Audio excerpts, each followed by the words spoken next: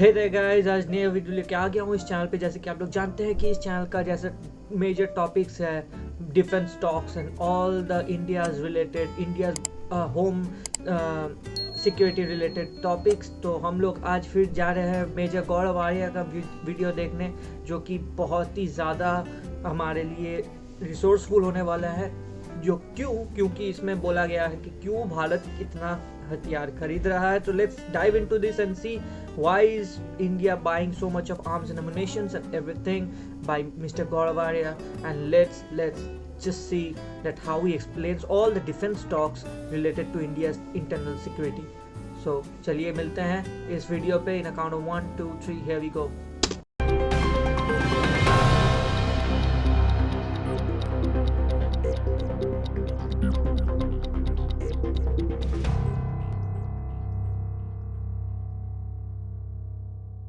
जय हिंद दोस्तों, मैं हूं मेजर गौरव आर्य और आप देख रहे हैं शार्प फोकस। लाइक करिए, सब्सक्राइब करिए और बेल आइकन दबाना बिल्कुल मत भूलिएगा, ताकि फौरी तौर पर आपको नोटिफिकेशन मिले जब भी हम एक नया वीडियो रिलीज करें। दोस्तों, हाल फिलहाल में पाकिस्तान से कुछ ऐसी खबरें आई जो कि कुछ खबरों ने परेशान करा, कुछ खबरों ने हैरान करा। आपने सुना ही होगा, कल की बात है, श्रीलंका का एक नागरिक जिसको जला दिया वहां पे, या फिर वो सर्बिया का पाकिस्तान एम्बेसी जो कहता है इमरान खान को ट्रोल करते हुए कि साहब हमें 3 महीने से तनख्वाह नहीं मिली। लेकिन आज हम इन मामलों के ऊपर डिस्कशन नहीं करेंगे, आप ऑलरेडी सुन चुके हैं, आप मीडिया में सुन चुके हैं ये खबर। अब अनफॉर्चुनेटली, क्योंकि न्यूज साइकिल ऐसा होता है, ये खबर पुरानी हो गई है, मीडिया किसी और न्यूज पे जा चुका है। आज हम बात करेंगे हथियारों की। दोस्तों, हथियारों की क्यों जरूरी है। अच्छा, एक जमाना ऐसा था कुछ साल पहले, इंडिया नंबर 1 इंपोर्टर था, आयात करता था दुनिया में सबसे ज्यादा हथियारों का, चाहे वो रूस से हो, चाहे वो अमेरिका से हो, चाहे यूरोप से हो, फिर चाहे इजराइल से हो। कुछ सालों से इंडिया नंबर 1 से नंबर 2 पे आ गया, और ऐसे इंडिकेशंस हैं, ऐसा दिखाई पड़ता है कि इंडिया और उस रैंकिंग में नीचे चला जाएगा। और यह अच्छी बात है, यानी कि इंडिया खुद अपने हथियार बना रहा है और बाहर से इतने हथियार इंपोर्ट नहीं कर रहा है।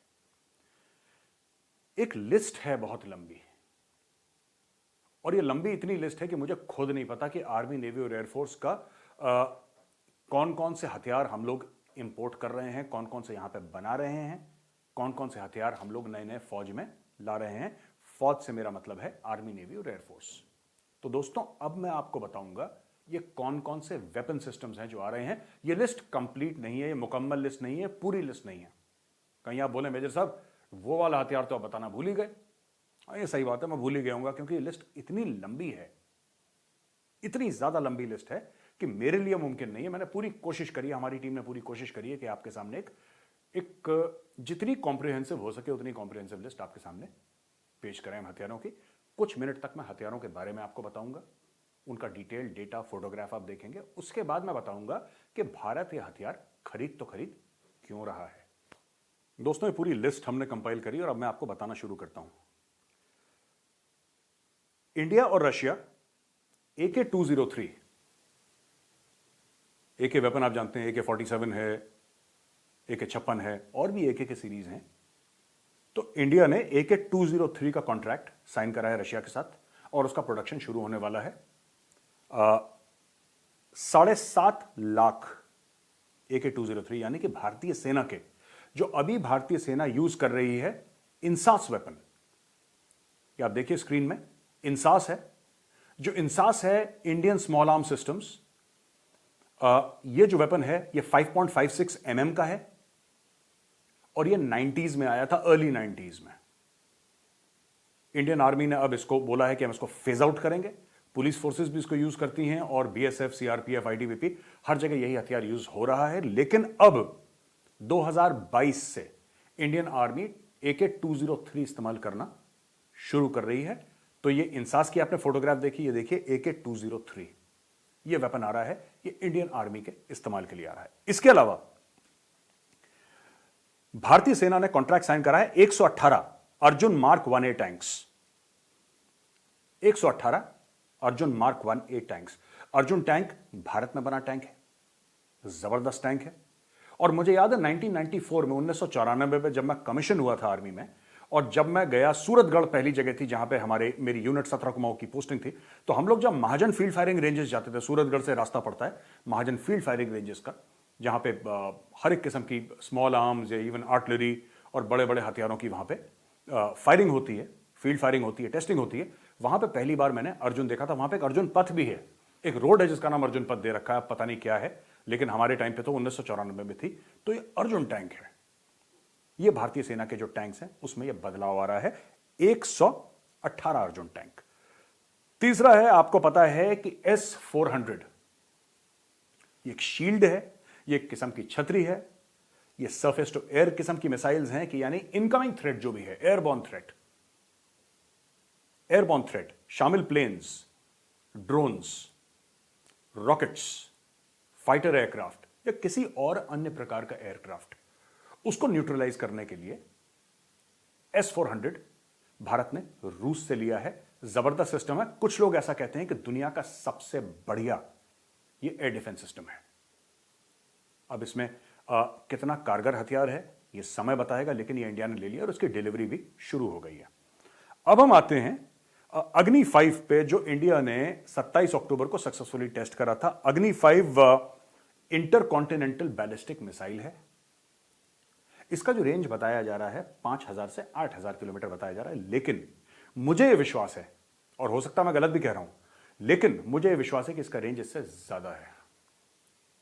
ये एक जिसको कहते हैं कि बड़ी दरमियानी सी बात करी है डीआरडीओ ने कि साहब इसका ये रेंज है, और इस प्रकार से बात करिए, क्योंकि इन सब के रेंज और कैपेबिलिटीज हाईली कॉन्फिडेंशियल होती हैं, आपको और मुझे कभी पता नहीं लगेंगी। ये मीडिया को बताने के लिए, विकिपीडिया में लिखने के लिए आपने बता दिया 5000 से लेकर 8000, लेकिन मुझे यकीन, और चाइनीज भी यही बात कहते हैं, बाय द वे चाइनीज भी यही बात कह रहे हैं कि हम ऑब्जेक्ट करते हैं कि इंडिया ने अग्नि 5 मिसाइल की टेस्टिंग करी है, क्योंकि चाइना को यह लग रहा है कि हर एक चाइनीज सिटी पे ये मार कर सकता है। अब defence research and development organisation successfully tested the high speed expendable aerial target called Abhyas. Abhyas है, ये एक एक्सपेंडेबल एरियल टारगेट है। क्या होता है कि जब आप कोई प्रैक्टिस करते हैं एयर डिफेंस की या हवाई हमले की, तो जाहिर सी बात है आप अपने एयरक्राफ्ट को तो गोली नहीं मारेंगे, आपको एक टारगेट फ्लाई करवाना पड़ेगा, तो उसका नाम है अभ्यास, यानी कि प्रैक्टिस, और यह भी इंडिया ने लॉन्च करा है। इसके अलावा आकाश मिसाइल, जो सरफेस टू एयर मिसाइल है, आकाश मिसाइल का एक नया वर्जन आकाश प्राइम टेस्ट करा है, यह भी बहुत जल्दी इंडक्ट होने वाला है। भारत और रशिया ने AK-103, AK-203 के बारे में मैंने बताया, AK-103 राइफल्स भी ये प्रिक्योर कर रहे हैं, तो पूरी AK सीरीज पे, और ये जहां तक मुझे पता है ये इंडियन नेवी को जाएगी या फिर इंडियन एयरफोर्स को जाएगी, क्योंकि इंडियन आर्मी के लिए 203 आ रही है। सिस्टम इनका एक ही है, बट इसमें थोड़ा सा इंप्रूवमेंट्स हैं, कुछ और इसमें एम्बेलिशमेंट्स हैं वेपन्स में, AK-47 हो, 56 हो, फिर 103 हो, 203 हो, ये सब इस प्रकार से। और AK-47 के बारे में कहा जाता है कि बहुत डिपेंडेबल सिस्टम है, मैंने भी इसको काफ़ी इस्तेमाल करा है, और बहुत डिपेंडेबल सिस्टम है। गंदा हो जाए, पानी में पड़ जाए, मट्टी चली जाए, फिर भी चलता है, इसमें रोक नहीं आती, और इसलिए तो AK-203 का तो कॉन्ट्रैक्ट बता दिया दोस्तों, AK-103 का भी कॉन्ट्रैक्ट इंडिया ने साइन कर लिया है। इसके अलावा न्यू जनरेशन आकाश मिसाइल आकाश NG, इसको भी टेस्ट कर लिया। ये पहली वाली से थोड़ी सी मुख्तलिफ है, थोड़ी सी अलग है, इसकी भी टेस्टिंग हो गई है। पिनाका रॉकेट्स जो लेटेस्ट हैं, पिनाका बेसिकली एक मल्टी बैरल रॉकेट लॉन्चर किस्म का एक हथियार है, बहुत जबरदस्त हथियार है, 40 किलोमीटर 60 किलोमीटर तक मार कर सकता है, और इसके अंदर ट्यूब्स होते हैं, और ट्यूब्स के अंदर से इंडिविजुअल रॉकेट्स निकलते हैं, तकरीबन 40। हो सकता है इसकी कैपेबिलिटी और ज़्यादा बढ़ गई हो, जहाँ तक मुझे याद है इसमें से रॉकेट्स निकलते हैं, और एक खास एरिया, इतने स्क्वायर मीटर्स बाय इतने square metres, may be 1 kilometre by 1 kilometre या 1 किलोमीटर बाय 800 मीटर या 600 मीटर, कुछ ऐसे एरिया को बिल्कुल ये खाक में मिला सकती है। पिनाका नाम था शिवजी की धनुष का, शिवजी के धनुष का नाम था पिनाका, और शिवजी के धनुष के नाम पे इस वेपन सिस्टम का नाम पिनाका दिया गया। सचमुच में ये पिनाका ही है। इसके अलावा हम बात करते हैं इनहैंस्ड पिनाका रॉकेट्स की। यह दूसरा वर्जन है जिसमें मारक क्षमता और जो इसकी काबिलियत है, डिस्ट्रक्टिव पावर जो है इसका ज्यादा है, उसकी भी टेस्टिंग हो गई है। Anti tank guided missile, Bharat dynamics limited एक कंपनी है, वो anti tank guided missile Indian army को सप्लाई कर रही है। इसके अलावा 4960 Milan anti tank guided missile ATGM for Indian army, ये और इंडक्ट हो रही हैं। अब ये तो कुछ हथियार थे, अब नेक्स्ट लेवल पे आते हैं। 83 यानी कि 83 नए तेजस विमान ये इंडियन एयरफोर्स में इंडक्ट हो रहे हैं। 83 ऑर्डर चला गया है, अब वो जब बनेंगे तब वो इंडक्ट हो जाएंगे। इजरायली स्पाइस बॉम्ब्स, ये $200 मिलियन का एक कॉन्ट्रैक्ट साइन करा गया इजराइल से। स्पाइस 2000 वही बॉम्ब है जो बालाकोट में हमने देखे थे, जब बालाकोट में जैश ए मोहम्मद के टेररिस्ट कैंप्स के खिलाफ कार्रवाई करी थी, वो इजराइल के स्पाइस बॉम्ब्स ही थे। तो ये स्पाइस बॉम्ब्स भी हम ले रहे हैं। इसके अलावा करीब 11,000 करोड़ से थोड़ा से 4-5 करोड़ रुपए कम, 6 करोड़ रुपए कम में 10,994 crore, I think that is the size of the deal if I am not mistaken. इसकी airborne warning and control systems एवैक्स DRDO बना रहा है 6। लॉन्ग रेंज बॉम्ब टेस्ट कर लिया है अक्टूबर में इंडियन एयरफोर्स ने, लॉन्ग रेंज बॉम्ब जो कि ग्लाइड करता है। मैं जल्दी जल्दी आपको बता रहा हूं क्योंकि लिस्ट बहुत लंबी है दोस्तों, उसके बाद हम लोग ये एनालाइज करेंगे कि ये सब हो क्यों रहा है। Advance chaff technology with an objective of safeguarding Indian air force fighter jets. आपने कभी देखा होगा एयरफोर्स के जहाज या कोई बड़े जहाज जाते हैं तो जैसे ही उनके पीछे मिसाइल आती है तो पायलट एक बटन दबाता है और एक शाफ्ट सा निकलता है, टुकड़े निकलते हैं फॉयल टाइप के पीछे, जो कि मिसाइल को, इनकमिंग मिसाइल को कंफ्यूज कर देते हैं। मिसाइल को लगता है कि नहीं हीट सिग्नेचर इधर से जा रहा है, फिर मिसाइल कंफ्यूज हो जाती है, प्लेन बच जाता है। तो वो शाफ्ट टेक्नोलॉजी एक नई डेवलप करी है जो कि DRDO अब करने वाला है इसको इंप्लीमेंट। अप्रूवल मिल चुका है 21 MiG-29 का और 12 सुखोई मार्क 1 फ्रॉम रशिया। ये डील हो चुकी है, ये भी जैसी तैयार होंगे ये हथियार भारत में आ जाएंगे। इसके अलावा इंडियन एयरफोर्स के लिए आकाश न्यू जनरेशन मिसाइल की टेस्टिंग हो गई है। थोड़ा सा देखिए, बात यह है कि आकाश मिसाइल सिस्टम है, या फिर हम लोग कहते हैं कि जैसे कि ब्रह्मोस है, एक उदाहरण दे रहा हूं आपको, वो नेवी में भी है, आर्मी में भी है, एयरफोर्स में है, थोड़े थोड़े टेक्निकल चेंजेस के साथ, क्योंकि सबको अपनी रिक्वायरमेंट अलग अलग होती है इसलिए। अब ब्रह्मोस एयरफोर्स के पास भी है, नेवी के पास भी है, आर्मी के पास भी है। अब INS वेला 4th stealth scorpion class submarine under project 75। Project 75 submarine का INS वेला को कमीशन कर दिया है। इसके अलावा मजगांव डॉक शिपबिल्डर्स लिमिटेड ने एक project 15B class destroyer Visakhapatnam Indian navy को दिया है। तो INS वेला हो गया, INS विशाखापट्टनम हो गया, ठीक है। इसके अलावा इंडियन नेवी ने एक फ्रिगेट लॉन्च करी है, यंतर शिपयार्ड इन रशियाज कैलिनिनग्राड। तो ये रूस का जो वेपन सिस्टम है ये आ रहा है। इसके अलावा इंडियन नेवी ने एक कॉन्ट्रैक्ट साइन करा है naval anti drone system, NADS, naval anti drone system.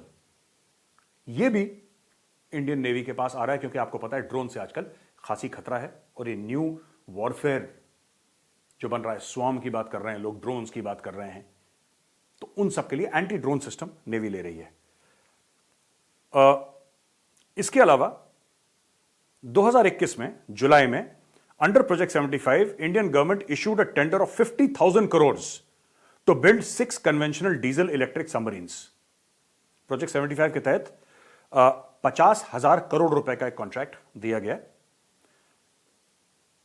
Diesel electric submarine के लिए।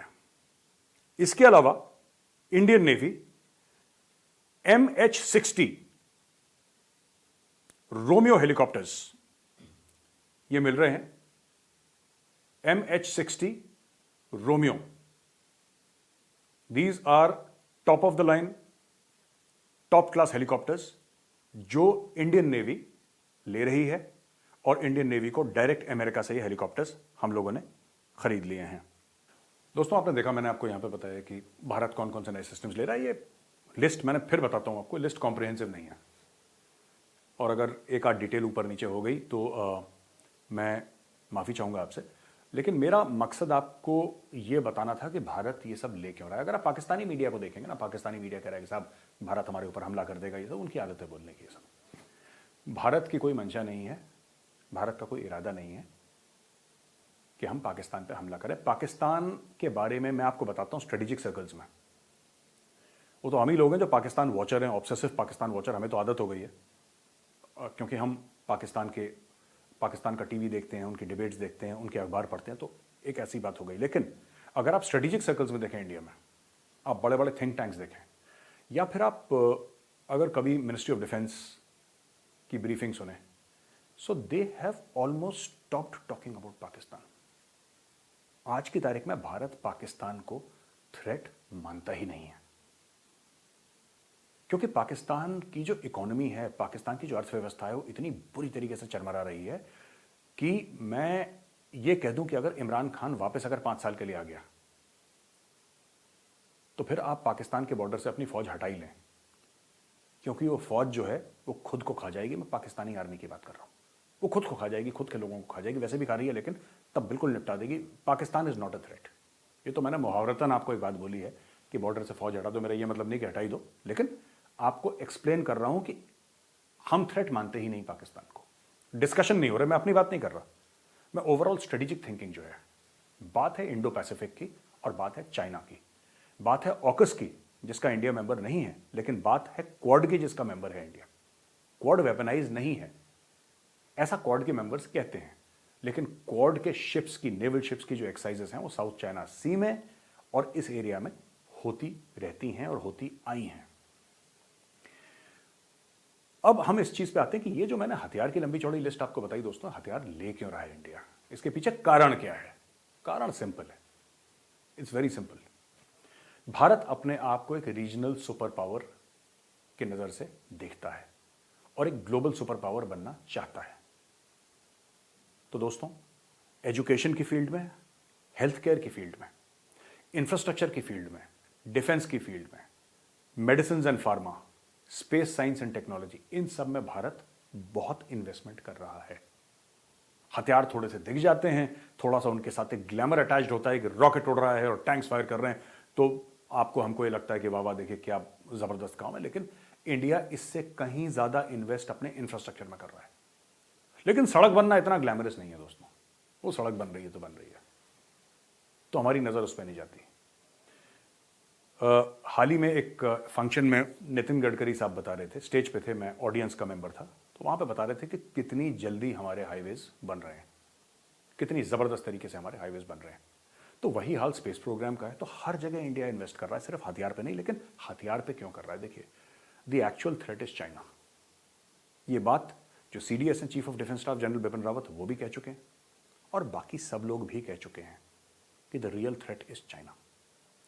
आपको चाइना को कंटेन करना है, और अगर आपको चाइना को मात देनी है, क्योंकि चाइना स्ट्रिंग ऑफ पर्ल्स की पॉलिसी फॉलो कर रहा है।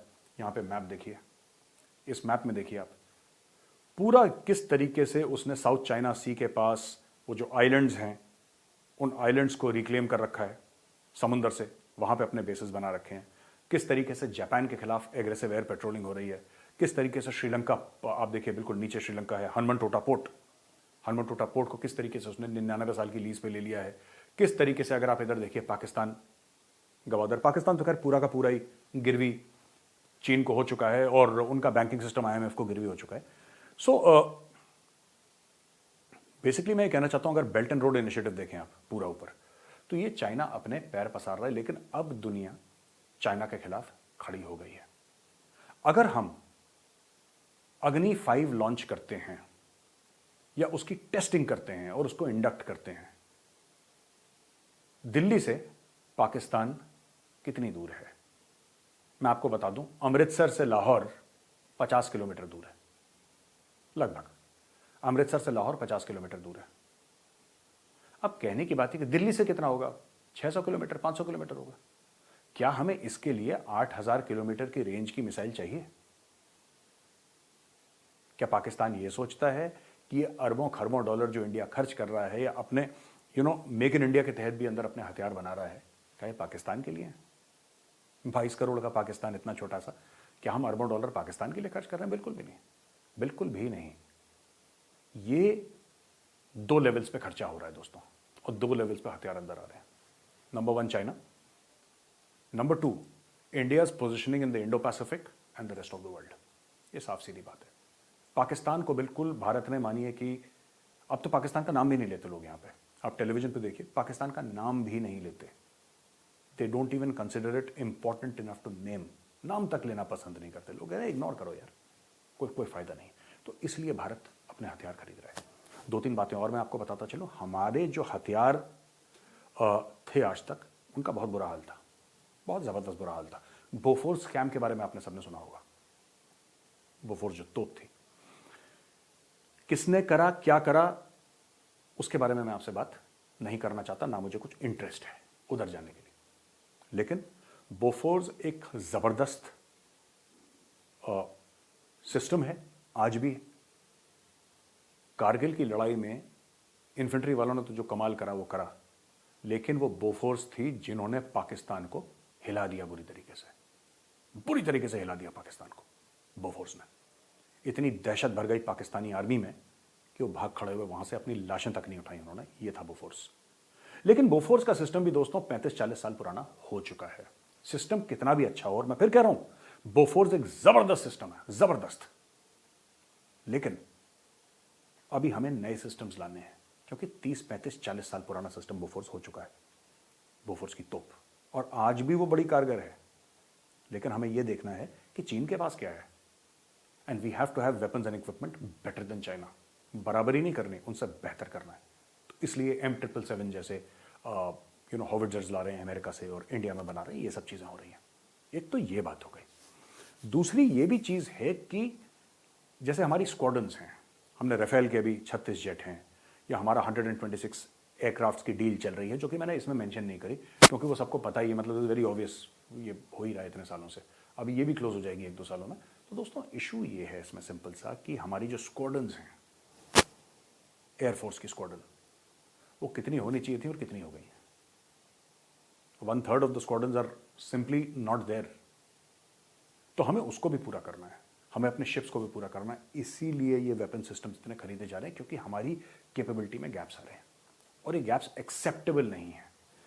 इस सरकार ने करा, पिछली सरकार ने नहीं, मैं वो बातचीत नहीं करना चाहता किसने क्या करा, क्योंकि ये पॉलिटिकल प्लेटफॉर्म है ही नहीं। लेकिन सच्ची बात यह है कि पिछले 4-5 साल से जितने हथियार, वेपन सिस्टम्स, प्लेटफॉर्म्स इस देश ने खरीदे हैं या फिर बनाए हैं खुद अंदर, क्योंकि अग्नि, पृथ्वी, नाग, आकाश, त्रिशूल, ये सब तो लोकल हैं हमारे।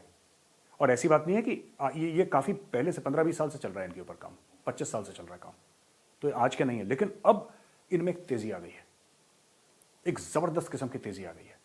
इसके अलावा स्पेशल फोर्सेस कमांड है, आपका साइबर कमांड है, आपका एयर डिफेंस कमांड है, आपके पूरे थिएटर कमांड जो बन रहे हैं, CDS का ऑफिस बन गया। तो एक पूरा मिलिट्री की रीस्ट्रक्चरिंग करी जा रही है। एक तो पहले मिलिट्री का जो स्ट्रक्चर है उसको पूरा ठीक करा गया कि चाइना के कितने थिएटर कमांड्स हैं, अमेरिका के कितने थिएटर कमांड्स हैं, ग्लोबल स्टैंडर्ड से आपने अपने आप को बेंचमार्क करा। उसके बाद अपना सिस्टम आपने सेट करा, फिर उस सिस्टम में आपने हथियार सेट करे। तो ये सब चीजें अभी चल रही हैं। The future is very interesting. आपको 2-3 महीने के अंदर जरूर कोई ना कोई बड़ी अनाउंसमेंट सुनने को मिलेगी, ऐसा मेरा मानना है। जहां तक थिएटर कमांड्स की बात है, आपको एक गुड न्यूज सुनने को मिलेगी, जिससे कि आर्मी, नेवी और एयरफोर्स जॉइंटनेस, हम लोग बात करते हैं दोस्तों, जॉइंटनेस मतलब the capability of the army, navy and air force to fight together as a team. ये इंडिविजुअल्स है ना, अलग अलग, आर्मी, नेवी और एयरफोर्स। आर्मी जमीन पे, नेवी पानी पे, एयरफोर्स हवा में, राइट। पर जब ये एक साथ मिलकर लड़ेंगे, तो वो जो आप अचीव करेंगे सिनर्जी से, जॉइंटनेस से, वो आप इंडिविजुअली कभी अचीव नहीं कर सकते। ये सरकार का मानना है और ये फौज का भी मानना है। तो इसलिए हथियार खरीदे जा रहे हैं। अपनी कैपेबिलिटी में जो गैप्स हैं उनको पूरा करना है, प्लस भारत की जो स्ट्रेटेजिक एम्स हैं उनको पूरा करना है, चाइना के जो एम्स हैं उसको काउंटर करना है। और इसमें पाकिस्तान का मुझे लगता है अगर पूरी चीज़ में अगर कोई 2 या 3% होगा पाकिस्तान के लिए तो होगा, वरना ऐसा कुछ ज़्यादा है नहीं दोस्तों इसमें पाकिस्तान का लेने देना। तो आई होप आपको प्रोग्राम पसंद आया होगा। मैं एपिसोड यहीं पे ख़त्म करता हूँ और कुछ ही दिन के बाद मैं एक नया एपिसोड, एक नई बहस, एक नई बातचीत किसी और के साथ मैं आपके सामने लेकर आऊँगा। जय हिंद दोस्तों, बहुत बहुत धन्यवाद ये एपिसोड देखने के लिए। और जाने से पहले फिर एक बार कहूँगा कि लाइक करिए, सब्सक्राइब करिए और बेल आइकन दबाना बिल्कुल मत भूलिएगा। जय हिंद दोस्तों।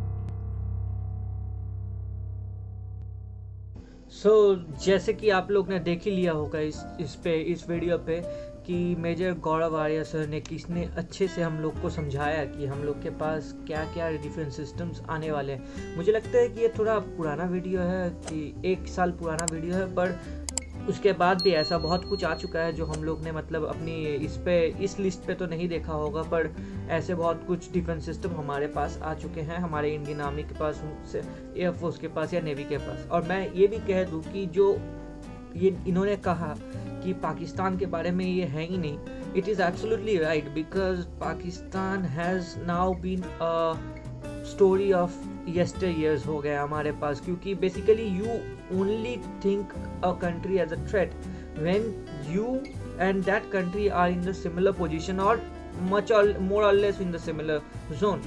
मतलब पाकिस्तान के साथ हमारा एनिमिटी तब तक था जब तक हम लोग ने अपने आप को उतना काबिल नहीं बनाया था। बट लाइक अब कैसे, जैसे ये बोल रहे हैं 8,000 के रॉकेट्स 8,000 किलोमीटर्स के रॉकेट्स बना रहे हैं मतलब DRDO ने, और आप लोग ने कहा कि हम लोग ये यूज़ करेंगे पाकिस्तान के ऊपर, तो ये कोई मतलब सेंस नहीं बनता ना। वो तो हम लोग की कोई भी शॉर्ट रेंज मिसाइल से भी उनके लाहौर या रावलपिंडी या जितने भी ये है इस्लामाबाद कहीं भी हम लोग अटैक कर सकते हैं। तो वो तो यही नहीं है। और ऐसे देश को ये करके अटैक करके फ़ायदा ही कहा जहाँ मतलब आप अपने से ही ये जान सकते हैं कि अटैक करने के बाद बेचारों के पास खाने का पैसा नहीं है, आप उनको कैसे ही अटैक करके क्या कर लीजिएगा।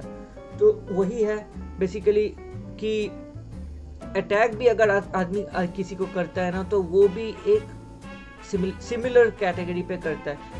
एक लंगड़े लूले को मार के क्या ही करोगे आप, कुछ कर नहीं पाओगे, तो उनको मारने से भी आपको दया ही आएगा। तो ऐसा कुछ करने का नहीं है। अभी पाकिस्तान के पास खाने का भी मतलब ये है जो कि होना नहीं चाहिए। एक कंट्री के पास कम से कम इतना तो पैसा होना चाहिए कि उनके रेगुलर पब्लिक के पास कम से कम 2 वक्त की खाने का पैसा आना चाहिए उनके पास, तो वो भी नहीं है।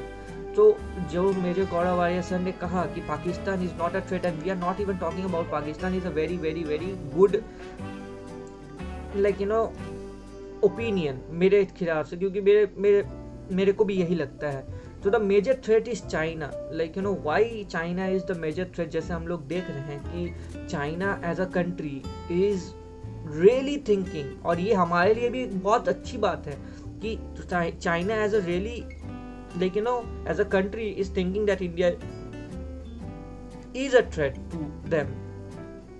तो बेसिकली ये कोई कंट्री ऐसे अपनी, मैं पहले ही लॉजिक पे आ जाता हूँ। मैं जैसे कि बोला था पहले कि a country only sees another country as a threat when they are at a same power level in their not just only infrastructure, ये मतलब कॉम्पिटेंस पे अगर पावर लेवल पे है। और चाइना को दिखता है कि इंडिया छोड़ के हमारे सब कॉन्टिनेंट या पूरे एशिया महादेश में कोई ऐसा कोई और कंट्री ही नहीं है जो चाइना को मतलब ये कर पाए counter.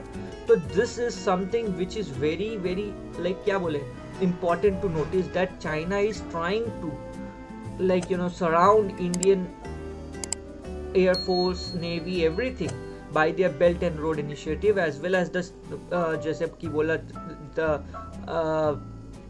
like the pearl necklace theory, एक geopolitical theory है जिसमें China is making a whole entire like एक माला की तरह या गार्लैंड की तरह बना रहा है कि हम लोग को घेर लिया जाए। पर इसके काउंटर में भी India is doing their own string of diamonds. So हम लोग भी वैसा तो बैठने वाले नहीं है। The current government and the current foreign minister S Jaishankar is too like वो बोलते हैं ना, he is too smart to be आउटरिड बाई एनीबडी। एंड जैसे कि हम लोग ने ये भी देखा कि China is now trying to have a deal with Saudi and how it impacts, and that is something, again, to be really honest, it is very, for us the major threat is China। and ये भी हम लोग को कहना चाहिए कि China as a Asian nation actually shouldn't be doing this, because देखिए USA का अपना vested interest रहता ही है, and the way US wanted to rule the world has now been out flipping by every sense। Saudi is now going out of US territory, मतलब US के चंगुल से निकल रहा है, and going towards China. China is trying to be the world's biggest nation again, like super power again. और यहाँ ये चाइना भूल जा रहा है कि एशिया में ऐसे कई देश है जो कि इस लैंड को जियोपॉलिटिकली डोमिनेट कर सकते हैं, जैसे कि चाइना के साथ इंडिया है। इवन अगर हम कहें तो big chunk of Russia is here, so even Russia can do that. And जैसे कि कहे जापान भी है। Japan is a small country but it has a very big geopolitical relevance. तो ऐसे कि अगर हम लोग देखें तो basically India needs to gear up its weapons, not just to attack anybody and kill anybody, but to self defend and also to prove their metal in the world. तो ये बहुत ज़्यादा एक हमारे लिए गर्व की बात है कि China, to counter China we are actually doing all this, not to just counter China but to also make our self reliant, and that कोई भी आके कहीं हम लोग को कोई थ्रेट नहीं देके चला जाए, जैसे 62 में या 65 में हुआ था चाइना के साथ। So even that is to be thought really seriously. Whether चलिए, ये देख के तो बहुत ही अच्छा लगा कि क्या क्या इंडिया कर रहा है, and it is really eye opener to every Indian citizens। Every Indian citizen should be proud of their own country and their own military, as I am। तो आपको कैसा लगा ये रिएक्शन, तो प्लीज़ ये कमेंट में ज़रूर लिखिएगा कि रिएक्शन को कैसा लगा। और अगर ऐसे ही रिएक्शंस आपको अच्छे लगते हैं तो प्लीज़ कमेंट में लिख के बोलिएगा कि इसके बाद कौन सा रिएक्शन लाया जाए इस चैनल पे, जिससे कि आप लोग उसको देख सके और मेरा रिव्यू भी उस पर ले सके, मेरे ओपिनियन को भी उस पर सराहा कर सके। तो तब तक के लिए मिलते हैं आपको फिर एक नए रिएक्शन वीडियो पे कल। तो please stay frosty and healthy. तब तक के लिए मिलते हैं। This is Rohit signing off from this channel and I will be meeting you tomorrow in Rob's TV again. Till then have a good day.